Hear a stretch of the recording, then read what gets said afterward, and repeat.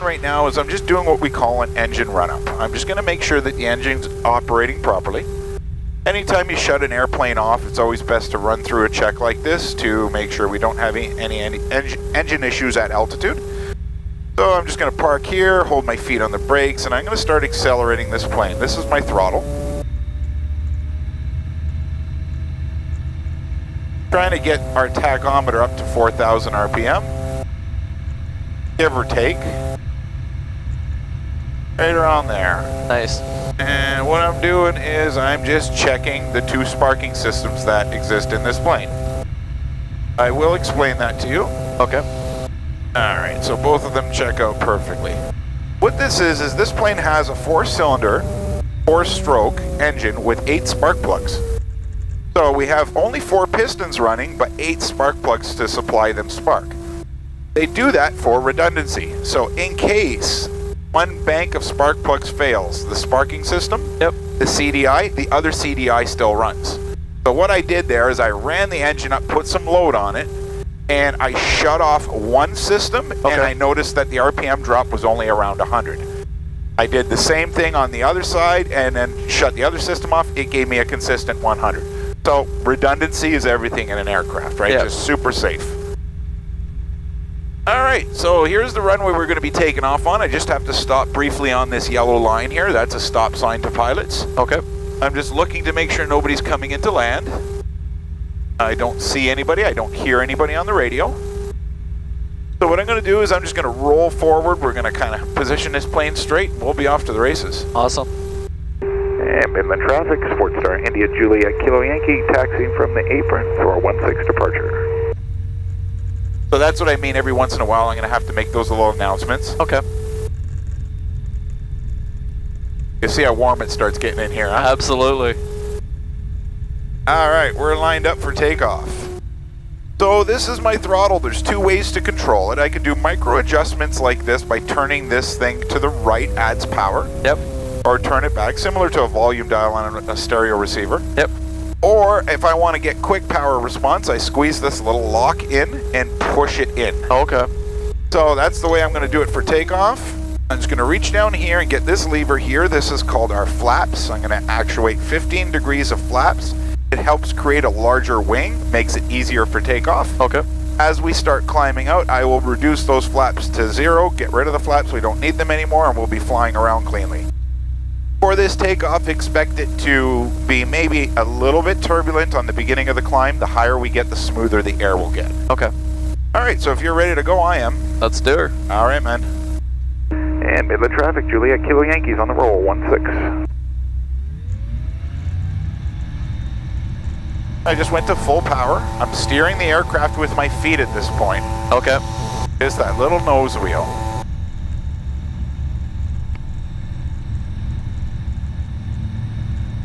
And we're off the ground. Nice. I'll do my best not to do anything that's going to freak you out. Right.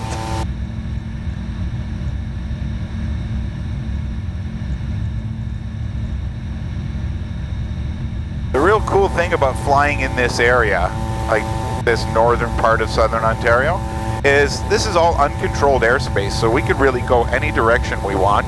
Nice. Any altitudes we really want. We just have to constantly update other pilots where we are so we avoid each other.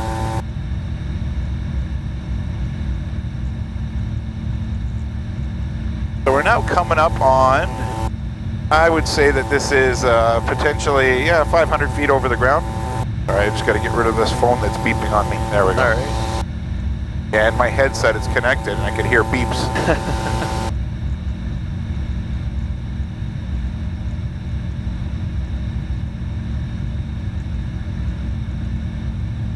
So you're from Midland? Yeah. Okay.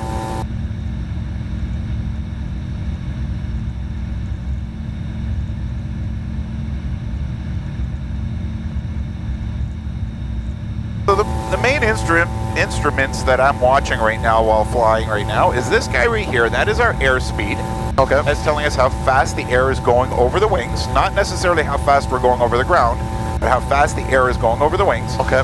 I don't want this plane to go any slower than 60. So what I'm doing is I'm just maintaining that airspeed by how hard I'm pulling back on that stick. Yep.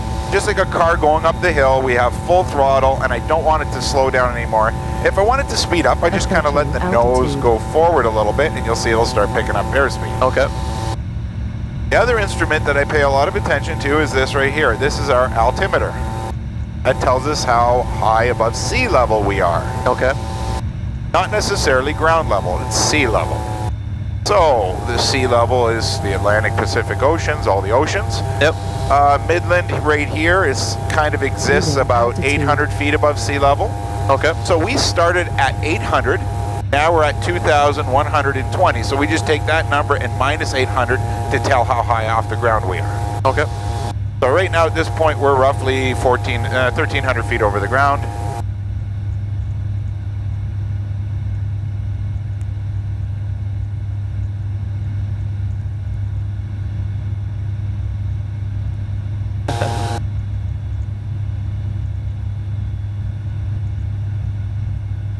Is there any particular area you'd like to fly around and go over?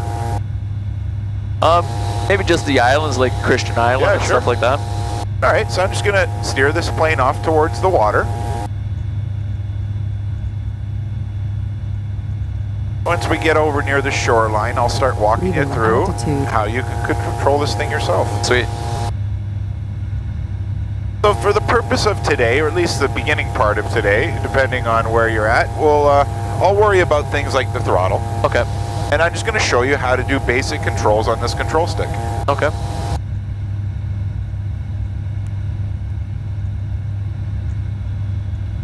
There we go. Don't need that anymore.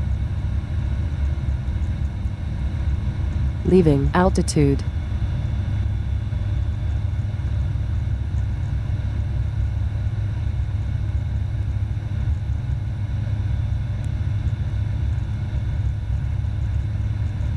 All right. So let's give this thing a try. I might as well show you the way we show all pilots to start off flight training. And this might feel foreign to you, but if you gently take your left hand and put it on that control stick. Okay. The reason why I say left hand is your right hand needs to be available for things like this in the future. Throttle, radio, pushing buttons, all that kind of stuff, and especially writing down things, right? Okay. So, now that your hand is on the control stick, I just want to walk you through basic motions of an aircraft. The majority of steering is done with the control stick. So, if we want to turn this thing left or right, all we're doing is actuating those little things you see on the back of the wing there, called ailerons. So, if I want to turn this thing left, we push this stick gently to the left like that. You'll see the turn initiate, it starts banking. Notice how steep it's going to keep getting. It's going to keep going and going and going unless we pull it back. So if you don't correct it, it will go right on its side. Okay. So it's just one thing to know, especially in very turbulent air, it might get a little crazy. See, now we have a little bit of a right turn happening. Yep. So if we want to steepen that turn, we just pull it a little bit more to the right. And if we want to straighten her out, we just push back. When you get near your center level position, you just want to give maybe a little tug like that, just to reset it right there. Cool. The plane generally likes to fly on its own, see? Yeah. It likes to do that. So if you're putting too much pressure on this stick, you can either be inadvertently turning or climbing or descending. Usually if you just let go of the stick, it'll go back to level. Okay.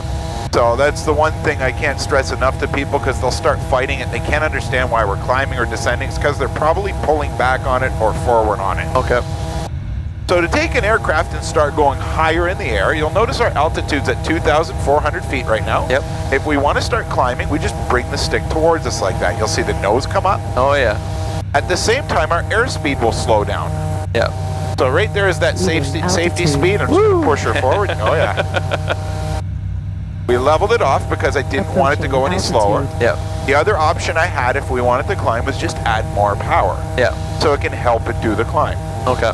If you want to descend an aircraft, you just push that stick forward.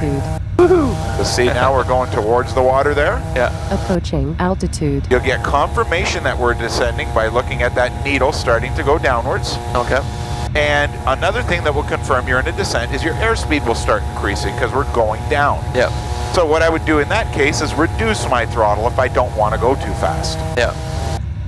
A lot of common sense things, but there's a lot of things going on in the air that you might not see it as common sense in the beginning.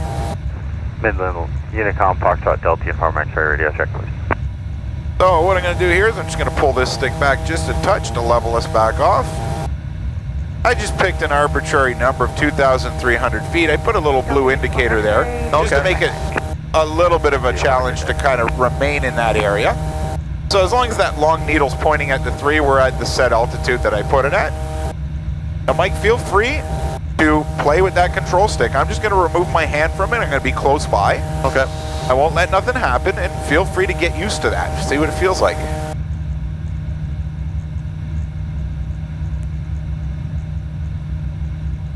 Notice they're very gentle, incremental movements. Midland traffic, Foxtrot, Delta, Uniform X-ray. Cessna 177 departing runway 16 Midland.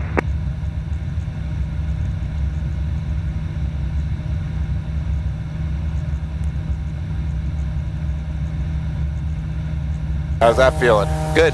Awesome. I'm just going to make one radio announcement to the traffic in the area and let them know where we are and who we are. And Midland area traffic, SportStar, India Julia Kilo Yankees, just directly west of the field, over the shoreline, traveling northbound en route to La Fontaine, Thunder Beach, 2,200 up to 3,000. Leaving altitude. So you're in a gradual descent. That's why the computer said leaving altitude. Oh, okay. That's fine. Like I said, we can be at any altitude you want. Approaching altitude.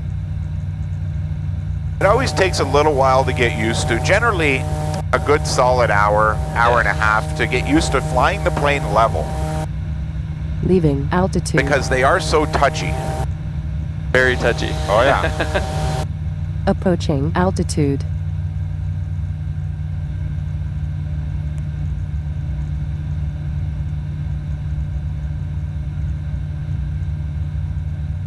Just adding a little bit more throttle there. There we go.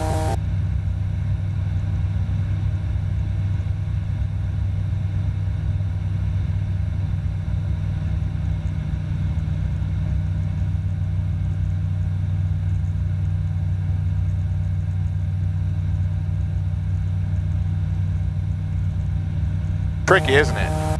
Yeah.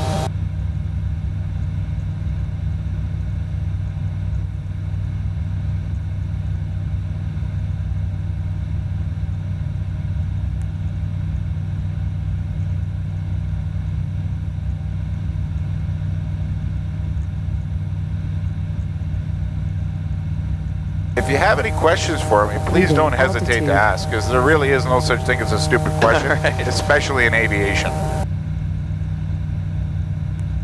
How many hours does it take to get your license? This category of aircraft, believe it or not, is in the ultralight category. So the ultralight category is one of the easiest to get. It requires a minimum of 10 hours, but I'll tell you right now, that's foolish. I've never seen anybody ready to fly in 10 hours. Yeah. I'm averaging my students at 25 hours. Okay. 25 hours at a cost of 180 an hour. You're looking at 4,200 bucks. Yep. That's including ground school that we do as well.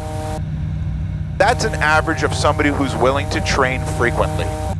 Meaning, try not to stretch it out over the course of 2 years you're training. Yep. Try to do it in 6 months. Yep. The people who stretch it out over 2 years, it costs them more. It always does, because you're losing the skill if we're only seeing each other once every 4 months, right? Yeah. I always recommend if somebody's going to fly, just try to do it, once every 2 weeks, once a week. Yeah. That way you pick it up quickly. No different than anything. Like if you want to get good at golfing, you want to go to the driving range often, right? Yep. The good thing about this category of license, it allows you to fly any two-seater like this in the ultralight category. Now this is a very advanced ultralight. In the United States, they call these planes light sport. So it's pretty much no different than flying a larger plane. We have the same capabilities, same range and distance and speeds, It's just you're limited here to a maximum takeoff weight of 1,232 traffic, pounds. Foxtrot Delta Uniform X-ray.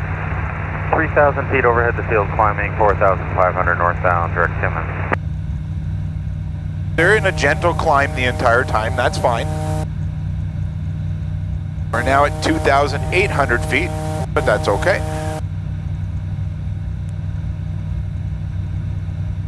The good thing about this category of license too is it's good for life. And, well, it's good until your medical condition doesn't hinder your flying. Yeah. So as long as you're medically sound, relatively healthy, you can keep this license without having to maintain it. Where if you get the private pilot license, which is just one step above, costs a lot more to get, that you have to do so many hours of flying within a period. So no matter what, if you get the license, you always have to spend and hemorrhage money to keep that license current. Okay. In this category, you don't have to do that. Okay. If a person is fine with flying a two-seater that could hold 500 pounds of people and 55 pounds of luggage, then this category may be for you. Another thing is a lot of people use this category as a gateway to become a private pilot, just because cost of training. Yeah. So they'll cut their teeth on this, learn how to fly an aircraft, learn all of their radio communications, air law, navigation, weather, all of the stuff a pilot needs to know at 180 an hour, versus going the private pilot route, which is a basic of 230 an hour plus tax. Yeah. So it's a lot cheaper, and you're becoming a pilot. And if you're ready to move on, 10 of these hours transfer to your private pilot. Okay. So if you need to get 60 hours in the private, you now only need 50. Nice.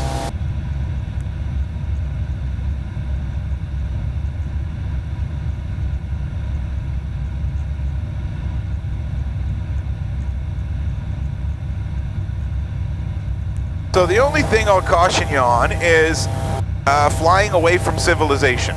Yeah. We can do it, we just have to be very alert of the dangers that could come into play. Okay. The further away from land and farmers' fields we get, in the event of an engine failure, we have nowhere to land out here. Yeah.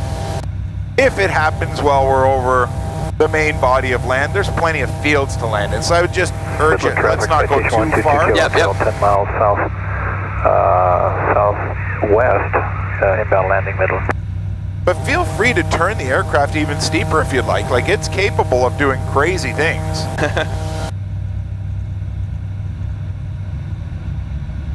It's tricky. When you start a turn, it'll either want to descend or climb. So that's one of the harder things to master in the beginning, is just keeping that plane level while turning. We're pretty lucky this morning. The air's quite smooth. I know it won't be like that later in the day. Midland traffic, Delta Uniform X-ray, Cessna 177, 4,505 miles north, northbound.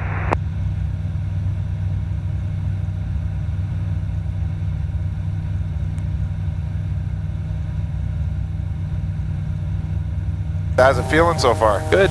Awesome.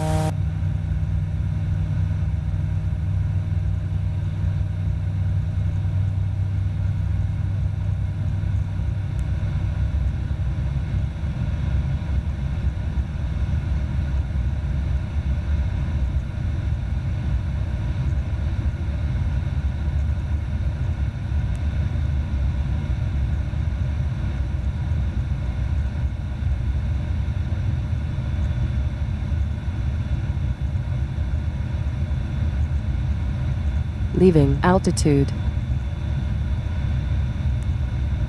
So I'll show you another instrument that we can use to try to perfect our holding of altitude. Okay. This guy right here, called vertical speed. You'll notice there's a needle on that. Yep. If it's below the zero, we're in a descent. Okay. If it's on the zero, we're level.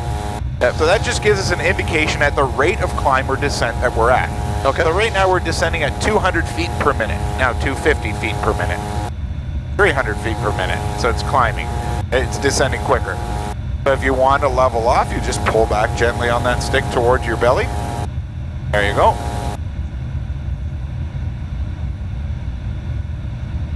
Now, Nice. the important thing, though, whenever beginning to fly is don't get overly consumed with these instruments. Yeah. Because if you do, your flying will become very jerky. Yep.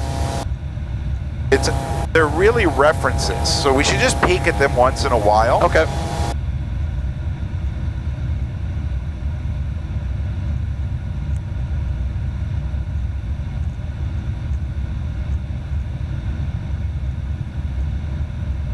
So right off our left over there in that bay, that's Penetang. Nice.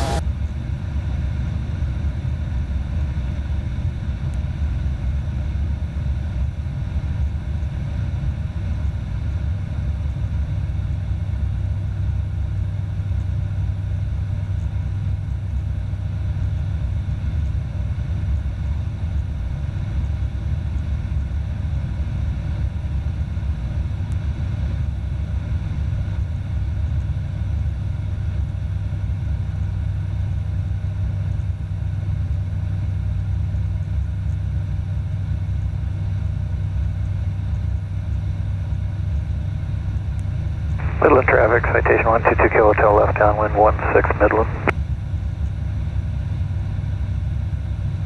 An obvious cool thing about flying is you can get places pretty quick. Oh, absolutely, yeah. So right now we're traveling at roughly 170 kilometers an hour. Nice. Definitely does not feel it. No. The higher you go, the bigger the misconception of speed we'll get, right? Because Okay. we're getting further away from the ground. It's generally safer to fly a little higher because, like I described before, if our engine failed, we want enough room to glide down safely and land. Yep. Midland traffic 2 Kilo Hotel left base 16 Midland. Contrary to popular belief and movies, airplanes actually glide very well with no engine. Okay. So there, I would say, I can't be 100% on this number, but I would say 95% of all engine failures are walk-away survivable, just piss you off. Okay.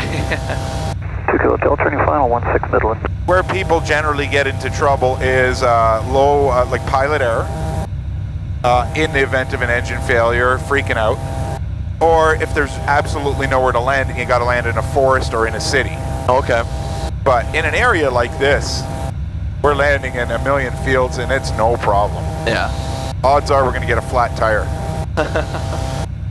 So the one thing we're going to have to do is just avoid Midland Airport because there is planes coming into land right now. Okay. So if we just stay over this way, that's fine.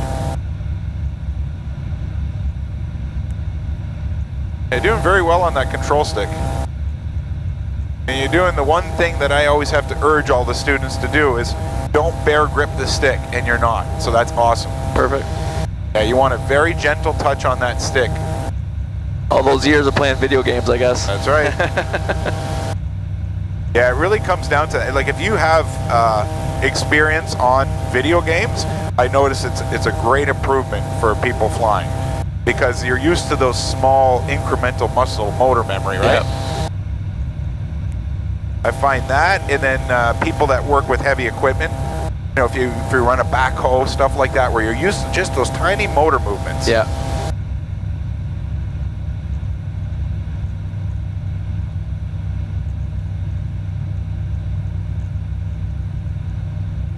It's cool seeing everything from up here. Oh yeah.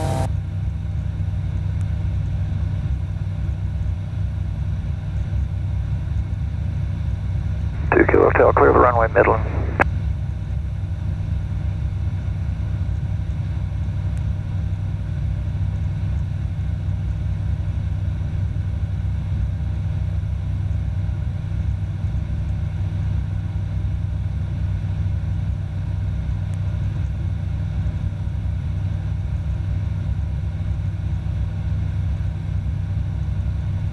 Yeah, it's kind of a hazy day. That's unfortunate, but that's because the higher temperatures. Yeah. That's all that moisture evaporating.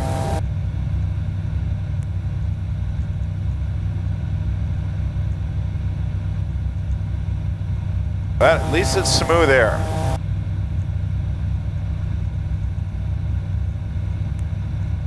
Worst time of the day to fly in the summertime is 1 p.m. Oh, okay.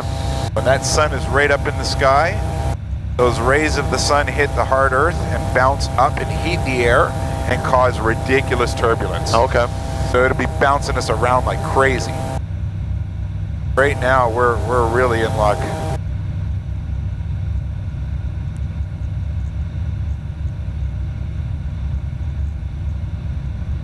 So I can start showing you what the pedals do. Okay. So if you want to put your 2 feet on those pedals, you have one, a left and a right. What that does is this controls our tail of the plane. Right now you're doing a fine job controlling the aircraft just with the wings, and that's all you generally need for most flying. But when it starts getting turbulent or windy, we have a way to make sure we can correct the nose and steer the direction we want. So if you want to take your left foot, just gently push down on it. Watch what happens with the nose. See that? That's our yaw axis, our left and right. We call that yaw. We use that to clean up our turns. Okay. So if we're going to start doing a left turn and we find that the tail seems to be skidding out, okay, we can apply a little bit of left rudder in the left turn, and it just keeps the plane a little bit tighter in the bank. okay, The way we know what the tail is doing is by looking at this right here, this ball. okay, When the ball is in the center, the tail is following us perfectly. okay, If the ball is off to the right, we step on it with our right foot and it'll bring that tail in place to bring the ball back into the center, which brings us back into a condition called coordinated flight. okay. So for the purpose of today, the winds are relatively calm. I'm not even using the rudders, right? Yeah. My feet are on them, but I'm not using them. Generally, when we come into land, they become extremely important because we want to make sure the nose of the plane is going straight down the runway when the wheels touch. Yep. So we got to kind of dance on those rudders a little bit to get that nose straight. But you'll notice as we're flying up here, like you're not really pushing that, I'm not pushing it. Yeah. Not helping us much. Yeah. Another thing we use them for is to correct for wind drift. So since we're not tied to the ground with friction, we'll just drift based on the wind. Yeah. So right now we have a wind blowing at us this way. So if we had to fly to Toronto in this direction and we wanted to do it just based on our compass heading. Yep. So if we said, okay, we're going to fly to Toronto at 15 degrees. By the time we get to Toronto at 15 degrees, we might be now in Oshawa. Okay. Because it could blow us that way. So what we do, instead of always having to steer back on course with the stick, is we would apply a little bit of right rudder to make up for the wind that's drifting us this way. Okay. So what it does is it crabs the nose into the wind, and it'll let us fly crooked over the ground, but straight on a track. Okay. So that's what we use them for. But you can feel free to play with them and push them, kind of get an idea of what they're doing.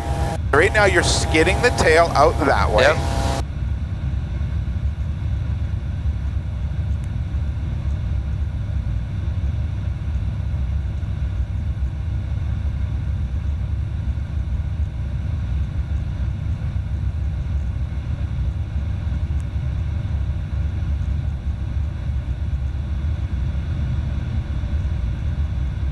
Approaching altitude.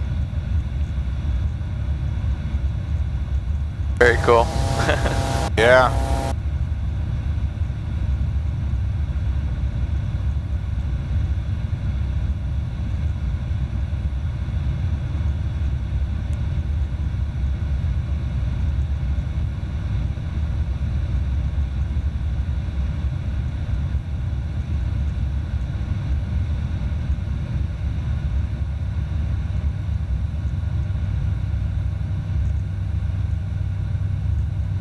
Leaving altitude. Very nice. Nice calm turns. Approaching altitude.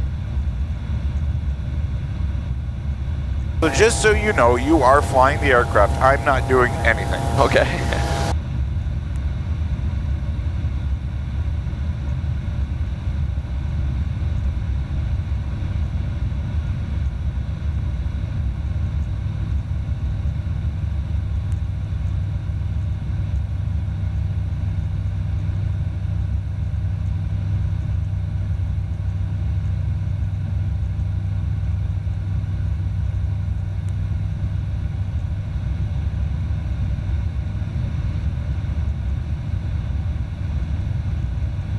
Feeling pretty relaxed on that control stick? Oh yeah. Good.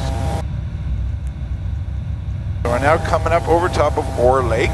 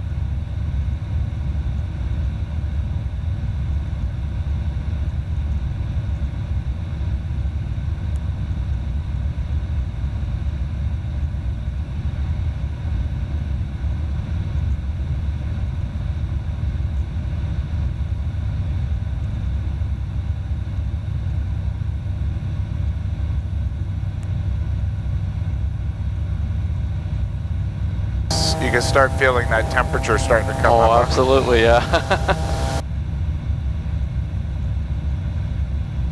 Another cool thing that we have as pilots in our toolkit to avoid temperatures is we can know pretty much with certainty that every 1,000 feet we go up in the air, Yep. the temperature will cool down 1.98 degrees. So almost 2 degrees Celsius per 1,000. Nice.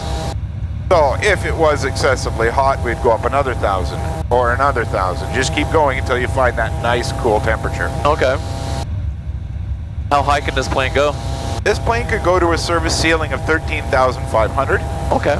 But the problem when you get up there, once you go over 10,000 feet, you have to have oxygen on board. Okay. Yeah, once you hit 10,000, the air is so thin up there, you'll get hypoxia pretty quick. Okay. What is like a normal level that you would go to? It all depends on what the purpose of your flight is, and weather is always a huge factor. So, like if I was doing a flight from here to, say, Montreal, I would check all of the weather services that are available to pilots. I'd be checking the wind directions at different levels, because people think that the wind always blows in one direction. It may on the ground, but 1,000 feet up, it could change directions. Okay. So what you want to do is you want to obviously find a tailwind, find where that altitude is, if you can get a tailwind to Montreal, see if it's feasible to fly up there. Sometimes you'll go up that high and you won't be able to see the ground anymore, and that's not good. Like a day like today, we couldn't go that high because it's so hazy. Yeah. If we got up there 5,000 feet, we wouldn't see the ground. Okay. So then we would be breaking the law of our license, because you need a special license to do that called an instrument rating. Okay. So we always have to maintain visibility to the ground and so many miles visibility around us. And Yeah. we're not in any danger of that today, but you know, sometimes 6,500 feet, somewhere around there. Nice. It's generally nicer to go up there because you're not going to get beat up by the thermals. Like I told you, when the sun hits the earth, Yeah. it doesn't get that high usually, so you'll have a nice smooth flight like this. Generally, you can get a decent tailwind, so it'll get your time of arrival much quicker, because the wind's going to push you, right? Yeah. Leaving altitude. And then temperature's another thing too. So if we were starting to overheat this engine and we had to go somewhere, I would just climb up enough to keep that engine in a good temperature range.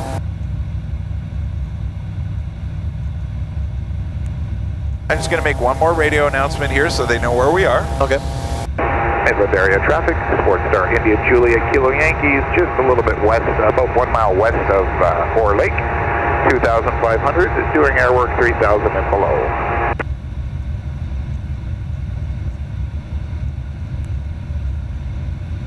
That's Elmville down there.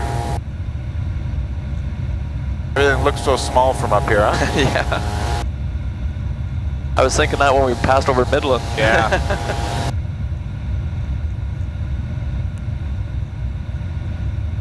Any other spot you want to see from up here? Pretty much all of that we've seen so far. Okay.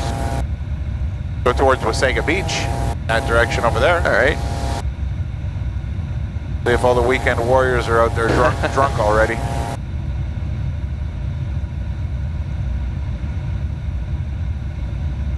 I almost thought yesterday was a holiday when I flew over there. There were so many people there.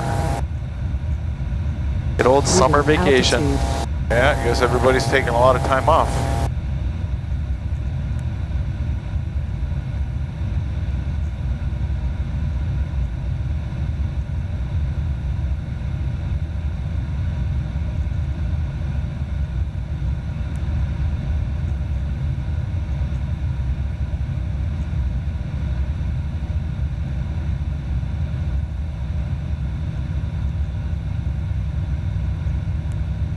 Right over here is the tiny marsh.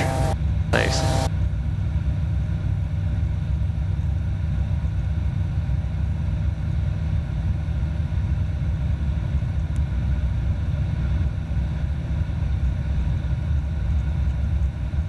How long have you been flying? I started flying at 16. I'm now 40, so Okay. a while.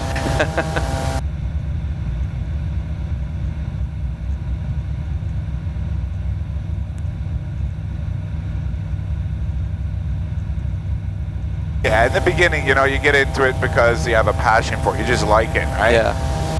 And then, you know, over time you start saying, hey, is there a way I can make a living doing this? Yeah. Are you still pretty busy in the wintertime?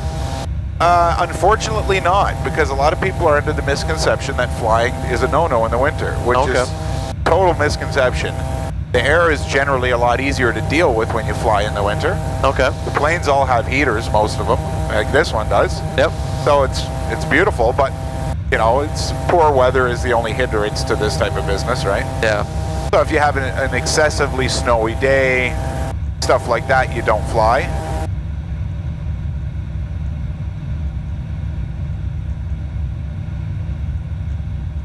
How much would a plane like this cost?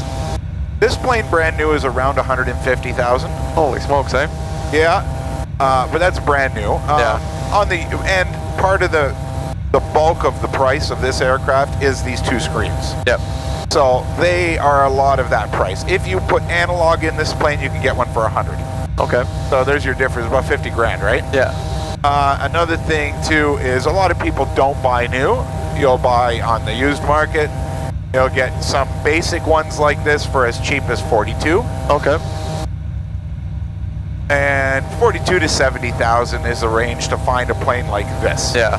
Now the reason why the price is up there is because it's an advanced ultralight. Yeah.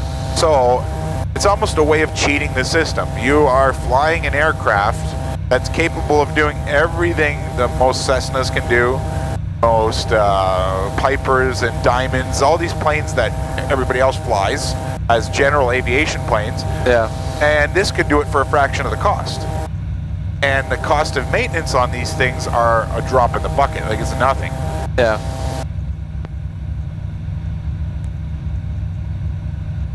Like even our fuel burn in this aircraft is only 3.5 US gallons an hour. Wow. Which is nothing. My snowmobile is like 6. Yeah. Right? 7. So once a person takes the initial hit, 45,000 buys a plane, insurance is relatively cheap, about $600 a year. Wow. And with your fuel, depends on how much you fly, you know, it's cheaper than snowmobiling or motorcycling, right? Yeah. Like what's a Harley cost now, 45 grand? Yeah. So it's the same thing as buying a Harley. Yep. And way more fun. Yeah, it depends on the person, right? But I guess one good thing that you have conquered is it doesn't seem like you're afraid of the heights. Yeah. So that's a real good plus. A lot of people are real nervous of that, so it takes a lot of time to get them to beat that, overcome that fear.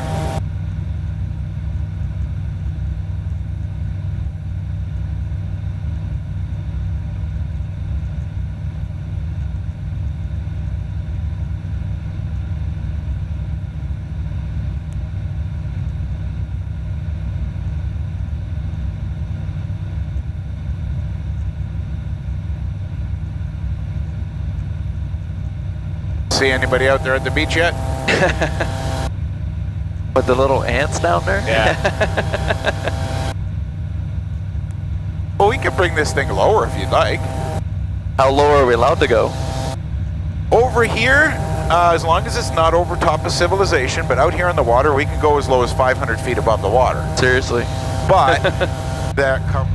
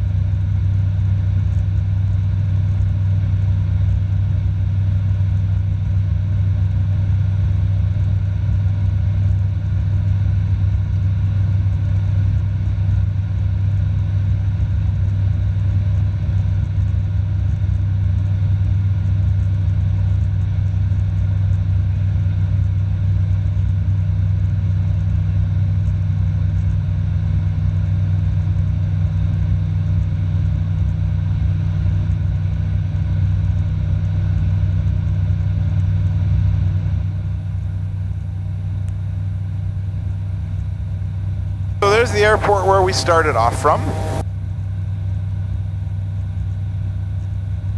We still got a little bit of time, but there's a procedure we're going to have to do to land. We can't just come in and land. Yeah. We obviously have to land into the wind, so probably the same direction that we took off from. That's runway 16, which is this direction. Okay. Right now we're going to have to avoid the airport because we can't get too close to what they call their zone unless we're ready to do the landing. Now, in order to do that, what we have to do is we have to lower down to 1,000 feet above the ground, where I'm sure it's going to start getting turbulent. Okay. We are eventually going to have to cross overhead the center of that airport and join what we call the circuit. The circuit is an imaginary highway system in the air above the airport. Okay.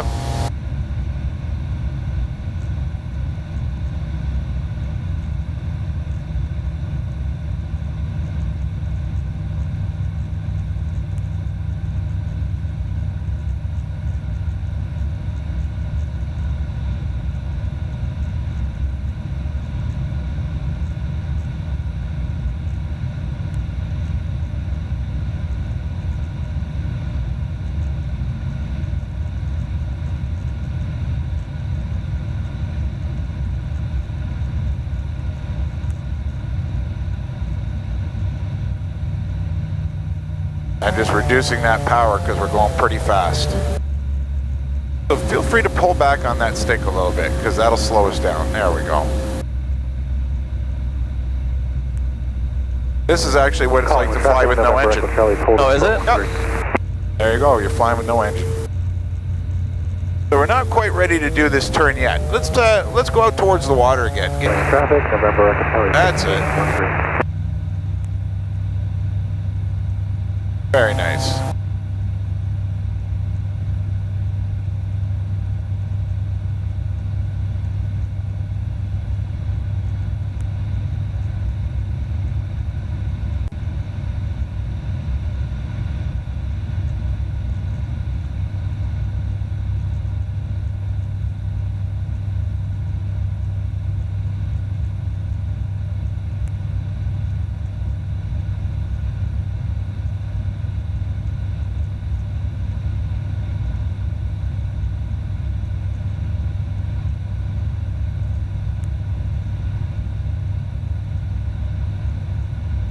Calling with traffic, November Echo Charlie is rolling on 13, straight departure to the east.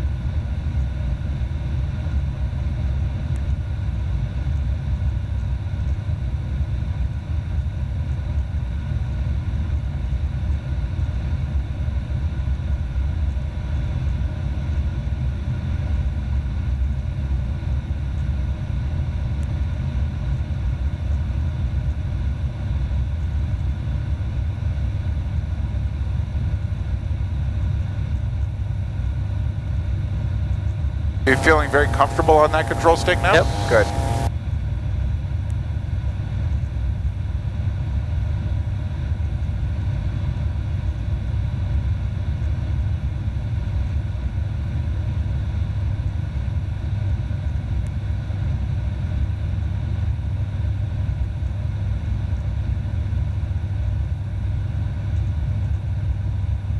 So what we're going to do is we're going to maybe go to where that point is. See this first point that comes out there? Yep. Then we'll do a left turn, and we'll start heading south, and then start turning towards the airport. And when we do that, we're going to have to lower the plane down to 1,800 feet. Okay. When you start crossing back over top of land, you're going to notice it's probably going to start getting turbulent. At any time, if you want to let me fly, you just let me know. All right. I'll let you do as much of it as you can, or as much of it as you're comfortable with.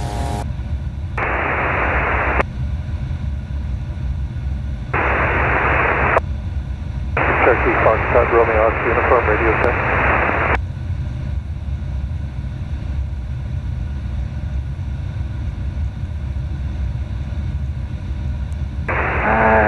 Oscar Uniform, side by side. Thank you, Romeo Oscar Uniform. That's good. We're in a gradual descent now. Calling with traffic, November Echo Charlie is clear of the circuit, climbing through 1800 for 3,500, average in Midland VOR.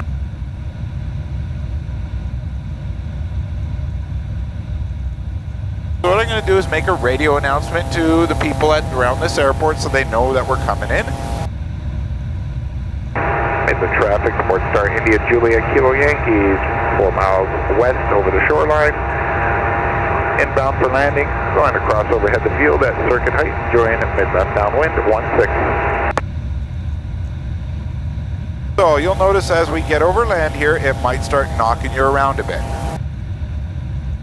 So we just got to keep coming down to 1,800 feet.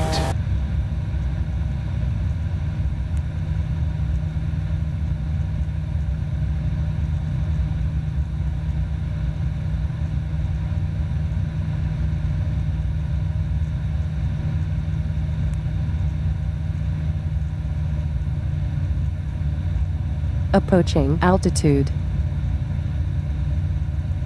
So there's where we want to be for altitude. We'll go right to the center over here. Uniform, depart 12. That's it.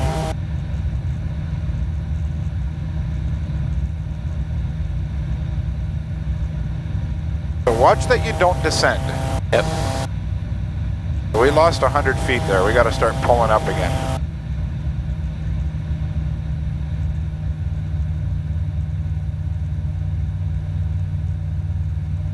Midland traffic, Juliet Kilo Yankee is overhead the field to join the Midland downwind 16. Form on the roll 13 for the surface.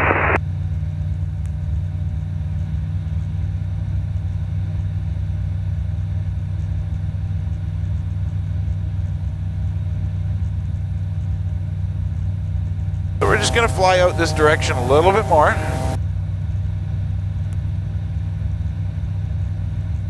And shortly we'll be doing a left turn directly to the north, but not yet.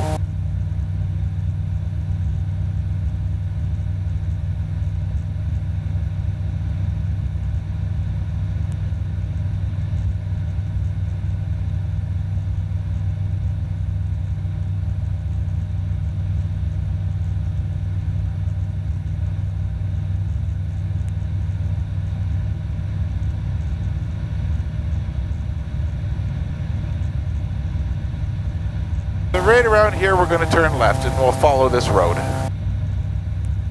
Midland traffic, Juliet Kilo Yankees turning left down, mid-left downwind 16 full stop.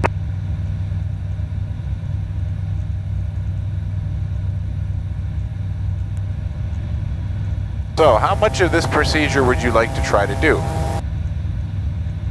As much as you think is safe. Well, it's always going to be safe because I'm right here. Well, we'll see. We'll see until you feel either you overload or whatever, right? All right. If it starts looking like your airspeeds are going to be in the wrong area, then I'll just tell you that I have control and you just gently release your hand from the control stick. All right. So we're going to fly in this direction a little bit more. So this is the point where we're going to be slowing this aircraft down, getting the flaps put on, Yep. reducing our engine speed, and getting our airspeed to behave, and we want to be flying this procedure at 65 knots. Right now we're at 83. Okay. So we're going to do a left turn here. Midland traffic, Juliet Kilo Yankees turning left base 16 full stop. Going to fly straight in this direction down this road. All right, so now I'm going to start doing, let's level those wings. There we go. And I'm going to start reducing our engine power. Woohoo! Hollywood traffic, Romeo. What we want to do is slow the plane down to 65. So we're going to pull back on the stick, right there.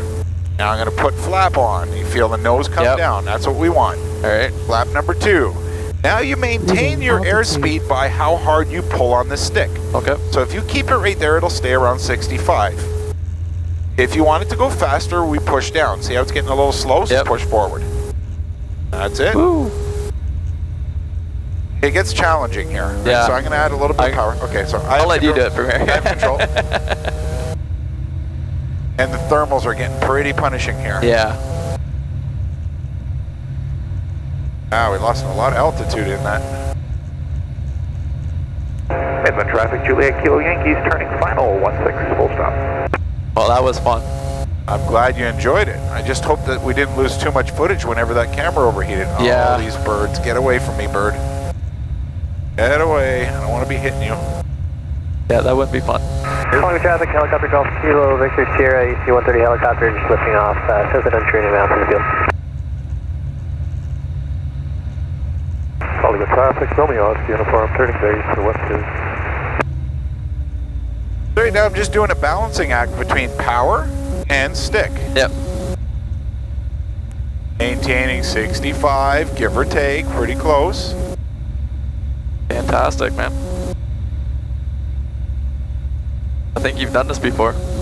Yeah, maybe once last week, I don't know. Right now I'm just killing the power. We don't need it anymore. Sweet. Engine is really off, so.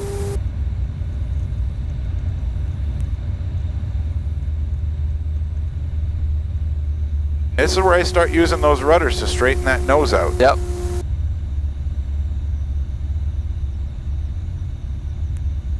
He doesn't want to land today. There we go. He wants to keep floating. So how was that? That was fantastic, man. Awesome. My pleasure. So it gets a little wonky like this on the ground and starts shifting all over the place, but Yeah. I get that under control. There we go. And Midland traffic, Juliet Kilo Yankee, down and clear, active 16 on Bravo to the apron.